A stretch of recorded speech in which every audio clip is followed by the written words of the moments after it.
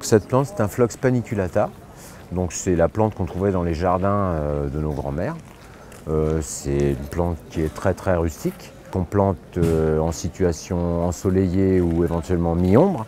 Ce qui est bien, c'est de la planter qu'elle ait le soleil du matin, pour que le feuillage sèche le plus rapidement possible, ce qui évite à cette plante d'attraper des maladies, style oïdium ou mildiou.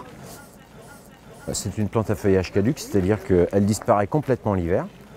Le seul soin qu'on a à lui faire, c'est à la rabattre et bien sûr se rappeler où on l'a plantée, parce que l'hiver, il n'y a plus rien. On va la rabattre en fin de floraison, quand elle est complètement défleurie, qu'il n'y a plus rien, que les tiges vont sécher, on va la rabattre complètement. Et là, elle va rentrer en repos, elle ne ressortira qu'au printemps suivant. Par contre, ce qu'on peut faire, quand on a un gros pied, on peut éventuellement échelonner la floraison en pinçant, c'est-à-dire en coupant l'extrémité des pousses. En juin, juillet, on va en couper une partie, ce qui fait que la partie qui n'a pas été coupée va fleurir plus tôt et la partie qui a été taillée fleurira forcément plus tard. Ce qui fait que ça va échelonner la floraison. Et surtout, ce qu'il faut faire, et ce qui est important, c'est tailler les fleurs fanées pour justement favoriser une remontée en floraison. Un pied de phlox, il faut prévoir à peu près qu'il va monter à peu près 1 mètre.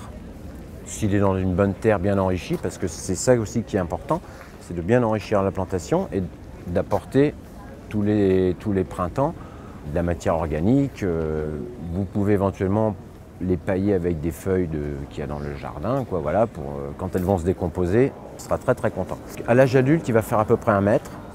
Et il va faire à peu près une soixantaine de centimètres de diamètre. Il n'y a pas d'espérance de vie, hein. Dans les jardins des grands-mères, il y avait des touffes énormes. Il suffit juste de s'en occuper, de l'entretenir et de lui donner à manger régulièrement. Ça aime bien les sols riches en humus, une terre bien enrichie et qu'il est très parfumé. Donc ça, dans un jardin, c'est une plante incontournable.